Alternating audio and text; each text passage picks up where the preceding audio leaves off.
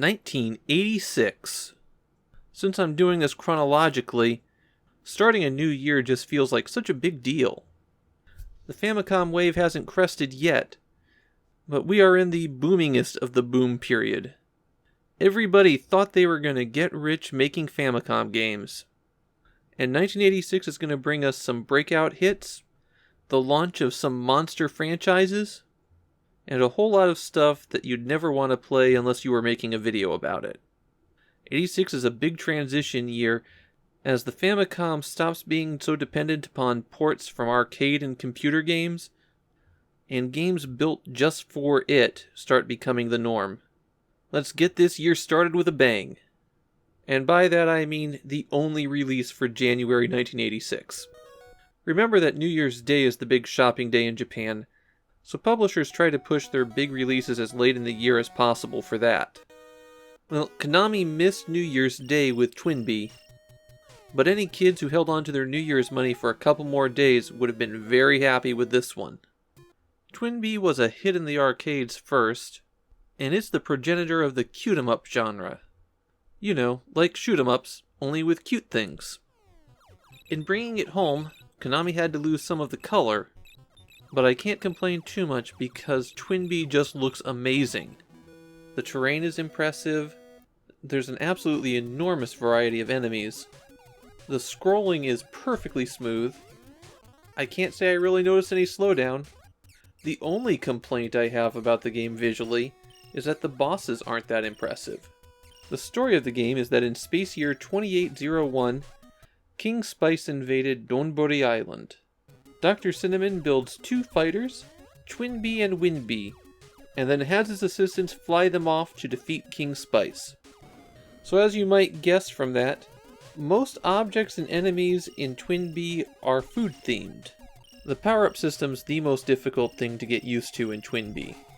Pressing B fires your main gun, and if you shoot a cloud, then sometimes a bell pops out. Shoot a bell over and over again, and it can change color. And naturally, each bell color does something different. Yellow bells are the most common color, and they're only worth points. It takes 5 shots to rotate through each color, and if any of those shots misses the bell, it changes back to yellow, but it will still advance to the next color when you cross the 5-hit threshold. At 5 shots, it turns blue, which gives you a speed up. That's a bit of a mixed blessing, so you'll definitely want to get a few blue bells, but it's easy to overshoot and just start going too fast. 5 more shots gets you a white bell. That increases your ship's firepower, letting you shoot 2 bullets at once. 5 more shots and the bell starts flashing. That will give your ship 2 ghosts chasing it. Each of the ghosts can shoot, and that will greatly increase your firepower. If you've collected the flashing bell, that's where it stops. But if you're still normal, you can shoot the bell 5 more times to turn it red. The red's the most valuable power-up, a force field around your ship. It lasts quite a while, so getting it and keeping it will get you through most of the game. But while you have the force field, you can't have the ghosts, and vice versa.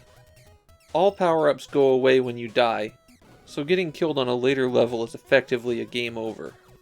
The lowest speed just can't even dodge the enemies at that point. If you keep shooting the bell past the red, eventually it breaks and turns into a bee that attacks you. There's more targets in Twinbee than just the flying aircraft. Similar to Xevious, you can drop bombs on objects too.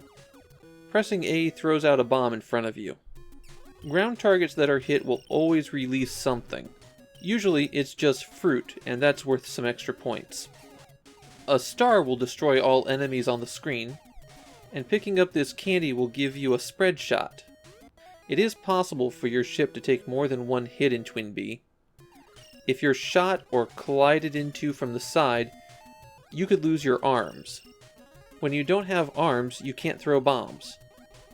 But collecting this will get you your arms back immediately and give you a super shot. One of the big features in Twinbee is the simultaneous multiplayer.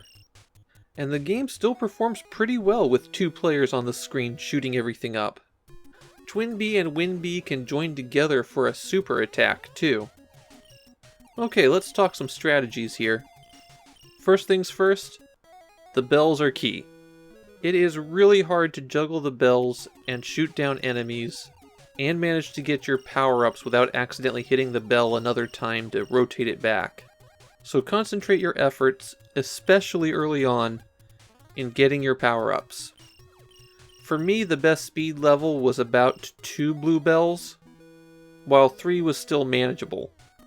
I also found that the triple shot was much better than the double shot, and that as cool as the ghosts look, you can't beat the force field. There's not a whole lot of boss strategies to offer because they all wind up being pretty easy. The only one that's a little bit different is the Stage 2 boss who launches these ground attacks.